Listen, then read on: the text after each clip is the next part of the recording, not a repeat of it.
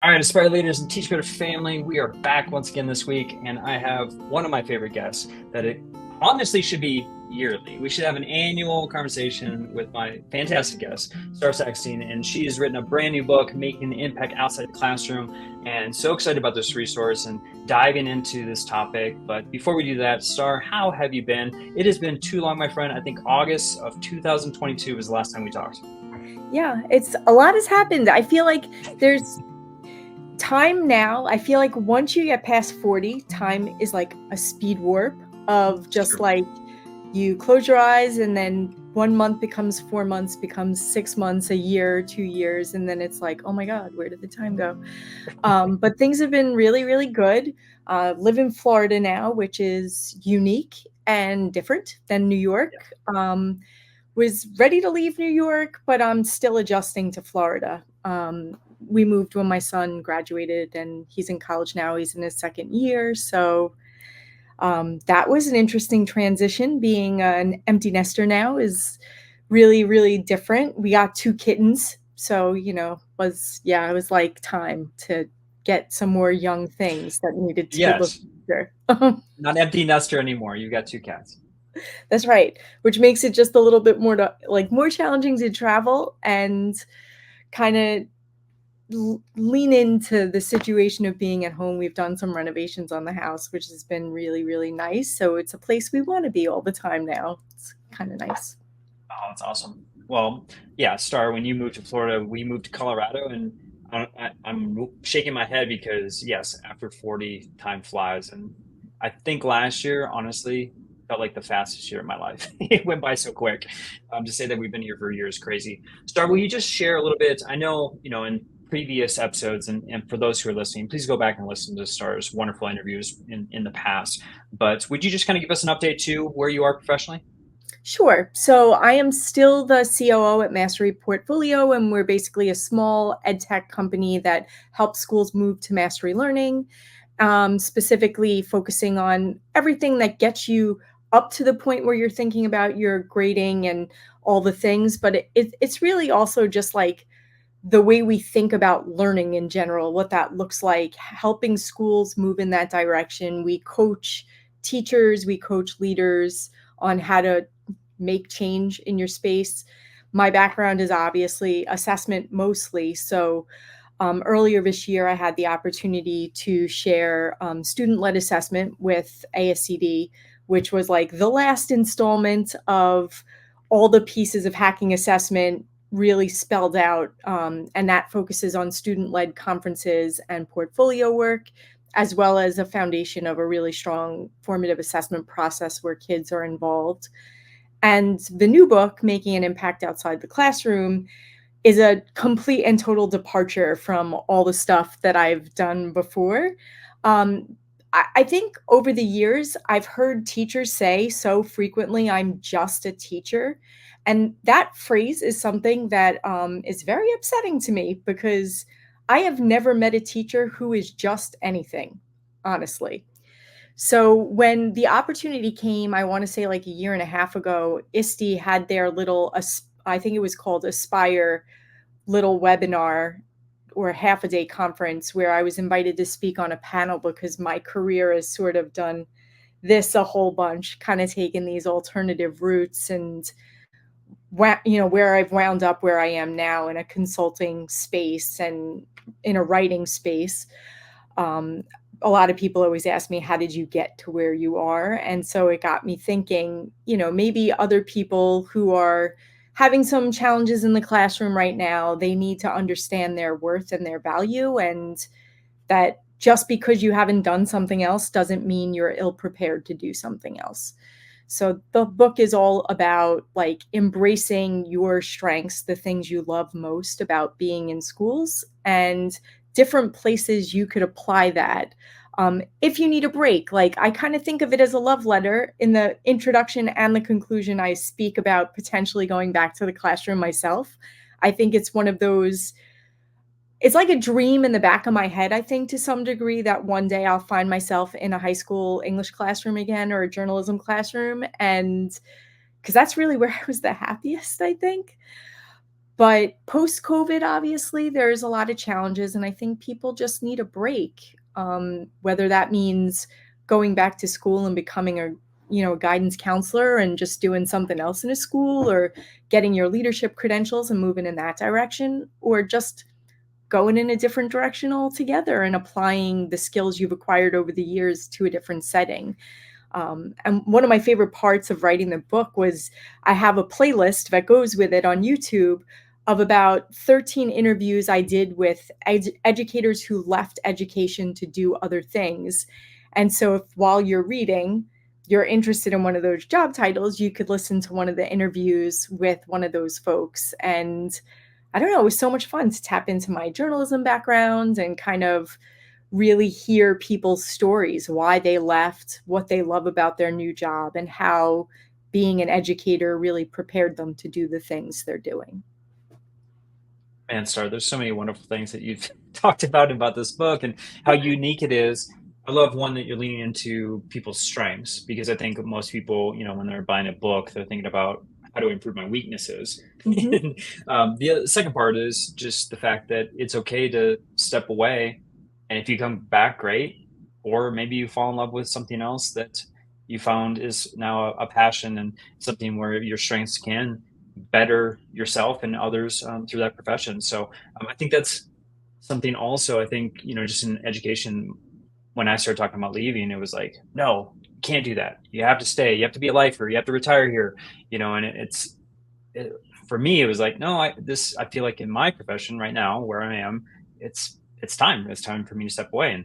And maybe like you, Star, eventually I go back. But right now, like, I'm happy. So, why wouldn't I do that? And I love that you're at least giving folks permission to say if it is a time for you in your journey to be able to step away.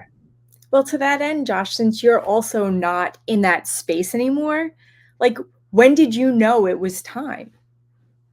A year prior to when I did it, yeah, Yeah. yeah. I don't know. It was just one of those things. I felt like I just needed something different.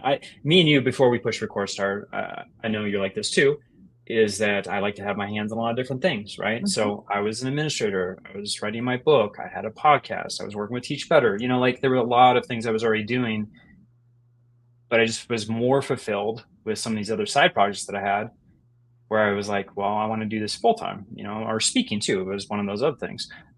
I love supporting staff members and districts and traveling and going to help educators in whatever they need, right? So I just found great joy in that, and I figured I might as well lean into that since it made me happy. Right. Sometimes it also feels like there's a moment that you have. Like, I remember when I first wrote Hacking Assessment, and all of a sudden folks were like, "Oh, we read Hacking Assessment. Do you come to schools?" And I was still in the Right. classroom when that happened. And a lot of it too was other New York City public schools. So it was a direct conflict of interest for me to engage with other schools in the system. I ended up doing a lot of free work. It's like they read my book, they bought my book. So if I could jump on, I'm going to date myself right now. I jumped on Skype with these folks, like, they want to know how do I integrate this in my space too? And since we lived in the same system, I was able to be like, well, these were the ways I was able to get around the specific things that you're talking about. And this was the pushback that I got from my colleagues. This was the pushback I got from my principal. So, I mean, there did come a time where I reached a critical mass where it was like, I could probably do this full time. Enough people are asking at this point. And I would say that by the time I had left the classroom, I had already published, I want to say, 4 or 5 books. I had done my TED talk. I had done a lot of the bucket list kind of things. And you, I don't know that I would have left the classroom except for the fact that my son was going through his own personal challenges at that time. And I needed to get closer to home, and an opportunity to apply for a job that I, on paper, wasn't necessarily qualified to do. Like, I didn't have my leadership credentials yet, but I was certain that I could do the job well. And so I applied for it and said, what do I have to lose? I'll put in my cover letter that I don't have my license, but I'll go for it and we'll see what happens. And ultimately, because there was no pressure, because I actually had no belief that I would get this job, just because in New York, you generally need the credentials to be able to do all the things. The unions are pretty strong. And so, like, people would have a problem with a non licensed administrator being in that space. And after my first interview, they were like, how fast can you get your license? So it was, I ended up getting a job I thought I had no business. Like, I knew I could do it, but I didn't think I could do it legally. And I ended up doing it for 2 years, and there started the the parade of what came thereafter. So you never know. You never know where You life's going to never take know. you. Nope. It's true. I want to talk about the interviews that you conducted on YouTube. I Sure. know that's associated with your book, but I'm curious. I mean, obviously, doing the podcast, I've had the opportunity to speak to hundreds of people, but Yep. I'm curious with the 13, kind of with that overarching umbrella of outside the classroom and how they're making an impact. Was there Mhm. any like single thread through the 13 that you found? So I would say that most folks, kind like you suggested, they started to feel like they weren't getting the same kind of joy in the space that they were in anymore. And some people wanted to stay within their school community in different capacities. So, like, within those interviews, there are some people who are consultants. Connie Hamilton is one of them. So she talks about her whole journey, and she actually also wrote the forward for the book. And then, like, there were other folks who, there was one person I spoke to who's now a superintendent of the correctional facilities in Massachusetts. And, like, it was really interesting to think about how education plays a role in different environments, and how they were trying to help with the recidivism issues that were happening at that point, and using education as a means to keep folks incarcerated doing the right thing and making their lives better. And so that was a really interesting conversation. I spoke with a gentleman who unfortunately experienced some loss in his own family. And because of his own trauma with losing a child, he became a speaker who goes into schools to talk about drug addiction with students. And finds a lot of joy and passion in that work now as well. So sometimes it was a life experience that forced them out. Sometimes it was that it was just time for a change, kind of thing. And then you had other folks super inspired about something specific. Like, I spoke with Chris from the Human, I get the name of their organization wrong all the time, but they do the human-centered learning in their nonprofit. So he talked a lot about creating the nonprofit, and how, both he and his partner Nick, like, stayed in school as long as they could until the job was sustaining enough to become this thing that they could both do full time. So I think it's really, they're good to listen to. I mean, if you're somebody who's interested in building your own nonprofit, that one really centered around that experience. I've spoken to, like, curriculum coordinators, guidance counselors. I spoke to one person who worked in a nonprofit also for about 10 years, but was an educator in New York before that. And I love listening to people's stories. Like, there's something about that I find really fascinating. Who knows? Like, maybe I should have been a sociologist in some way. Like, where just hearing people's stories is something, like, the thread of life that connects us all, and finding those touch points that make each of our experiences a little bit more interconnected. So I just thought it was an interesting addition to a book. Like, when I had mentioned it to my publisher, I was like, I think it would be really cool, since I Yeah, did this survey, if I actually interviewed some of these people and went into depth on some of these different jobs. yeah. No, I love the idea. And maybe that's what led you to journalism too, is, the connection to people and getting their stories. There might be something there too. To start, I'm gonna pause for just a moment, but I want to link it to what we're talking about because when I made the shift into, kind of the entrepreneur world with Teach Better, small business, uh, being an author, being a speaker, all those kinds of things, I also made some major changes in my life as far as health. And so, one, I had to move as quickly to Colorado and get into the mountains for that healthy life, right? But also, I changed my diet. I also use the sponsor here, Magic Mind, which is a mental performance shot, and I use it every single day. I have the subscription monthly, so it comes to my door. I can cancel anytime, and there's a money back guarantee for that. But for the month of October, and I'm going to put this on the screen for everyone who's watching on YouTube, you can go over to magicmind.com/aspiredlead40, and that actually will get you 40% off of your subscription. And there's a lot of different subscription models, so you don't have to get 30 like me, and I get a large pack that gets delivered every month, but you can get a smaller amount. But highly recommend the subscription. It is an amazing product, and one that has a lot of natural ingredients. I know when I was an administrator, it was extremely unhealthy. I was grabbing everything I possibly could from the front office, which was donuts, coffee, sugar, candy, whatnot.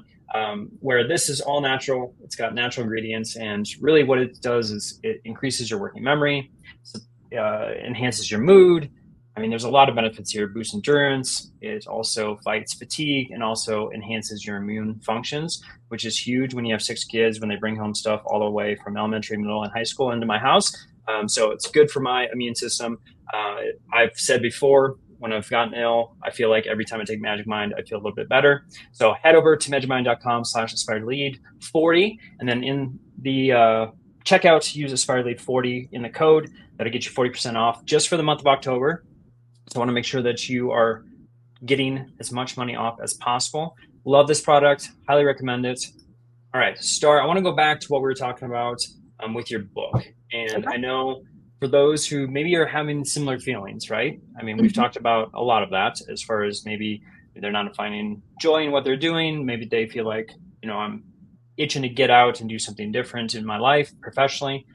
What are some things that you maybe can start off? I know probably in the book this is where you're going with it, right? But maybe some piece of advice for them when they're feeling this way within their own profession.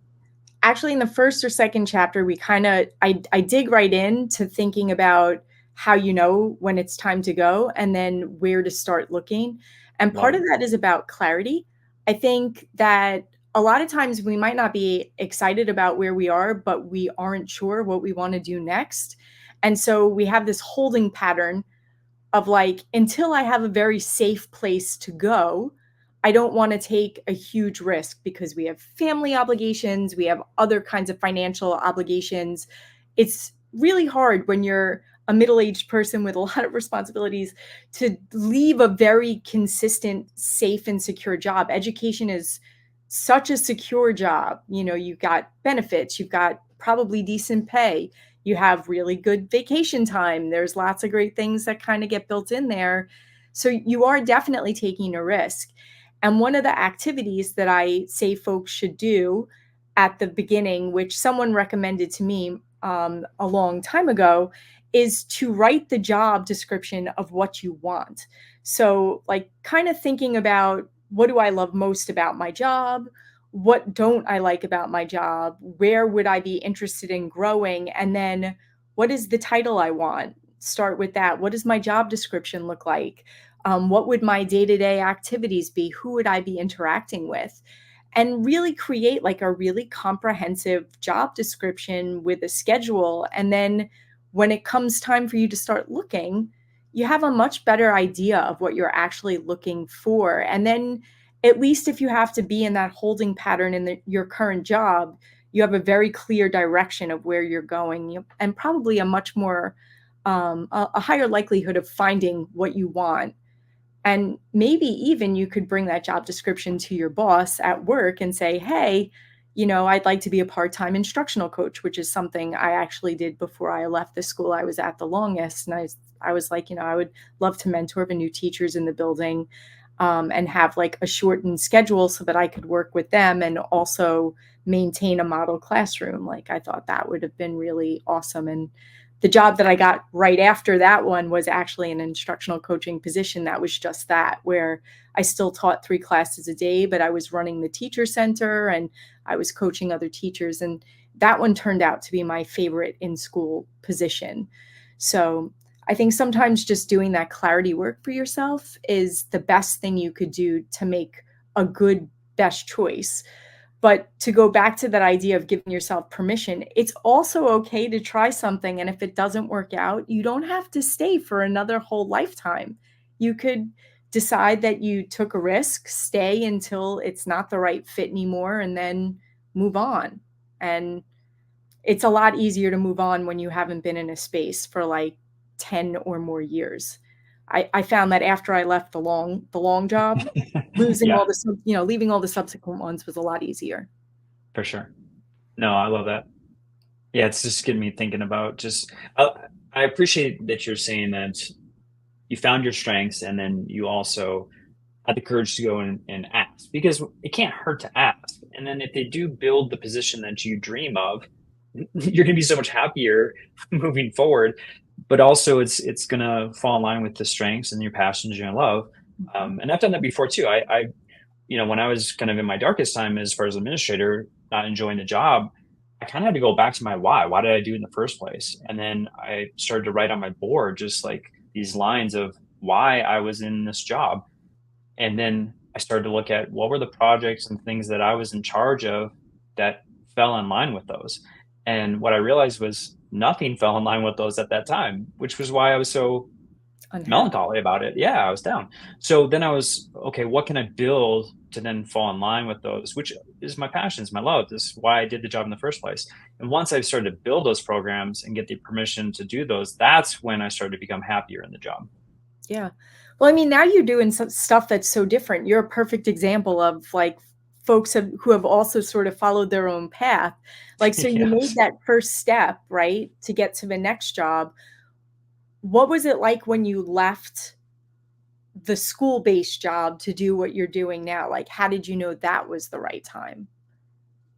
Well, similar to what you were talking about with that interview where they did the nonprofit, right? I had dipped my toes in all these different things. And then when I felt like I was able to sustain it where I wasn't going to be at ground zero, I had already built something to lean on where I wasn't going to fail my wife and my children Mhm. with the transition.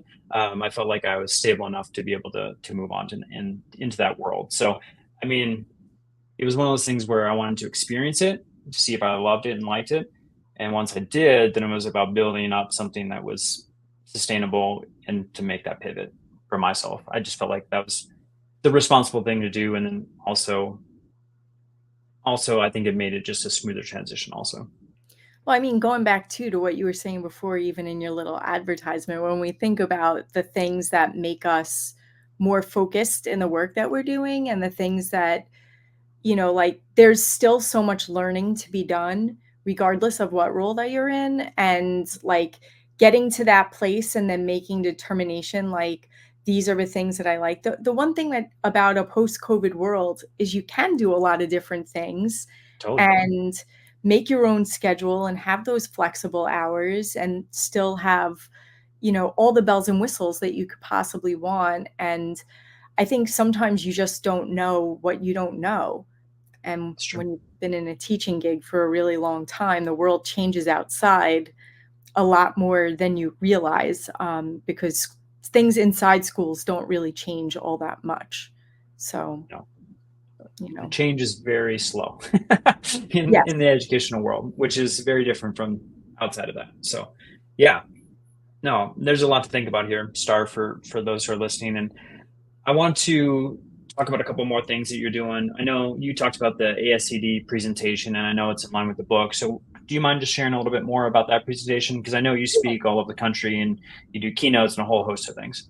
Yep. So at the ASCD Leadership Summit, which is sadly the last ASCD Leadership Summit, it's going to be in Nashville on Saturday. That I think it's October, like, is it the 19th or the week after? I don't know, but I think it's right around there. And it's a session about making an impact, but I really want it to be more of a workshop. So folks are going to come in, hopefully, who are in that place where they're kind of itching to do something else. And I'm hoping that by the end of the session, they will all have created their ideal job. going to walk them through the process of building the job that they want, and then decide, helping them think about where they might go out to seek those kinds of jobs. I'm also kind of hoping that while I'm in there, I could offer. I had the opportunity recently to take over a column in the Cap'n magazine from PDK called Career Confidential, and it's kind of like Dear Abby for educators. So people write in and they tell me what challenges they're having right now, and then I answer. I help them with those issues. And so I'm hoping that maybe in that session, I have an opportunity to listen to some of the challenges folks are having and get their permission to use them in the column. The column's all anonymous. I would never use people's information in any way, like unconnected. Like this week's post is all about student motivation, which anybody who's working in a consulting role understands. Teachers have been struggling since COVID because kids are legitimately different than they used to be. I mean, I think we've all been like, yeah, kids are different now, but kids are actually different now. Like, I think biologically and psychologically different than they were before COVID. And so teachers have a job in front of them in just getting kids to engage. So that was the challenge that I tried to tackle a little bit in this week's column. That's awesome. And so, for those who are watching on YouTube, I threw up the link for the ASCD Leadership Summit, and it's going to be October 18th through the 20th in Nashville. I am a little sad to hear you say that's going to be the last leadership conference, but I think it'll give some folks some motivation to get out there for that wonderful event. Yeah, I'm sad too. I think since the ASCD ISTE merger, Hmm. things are just changing. So this is the last of the smaller ASCD alone leadership summits. I don't know what will come after. Yeah. All right, Star, I want to just mention too, you've got a phenomenal podcast that you're part of, and you're on the Teach Better Podcast Network, which I'm so proud to have you all on. So, Mhm. if they want to hear more of you, more about, all the wonderful things that Mastery Portfolio is doing, we just share out about learner-centered spaces. Sure. So Crystal Frommert and I host Building Learner-Centered Spaces. Yeah. And essentially, we talk to folks about how we build these paradigms in classrooms. How do we put kids in charge of their learning? It's very conversational, very short.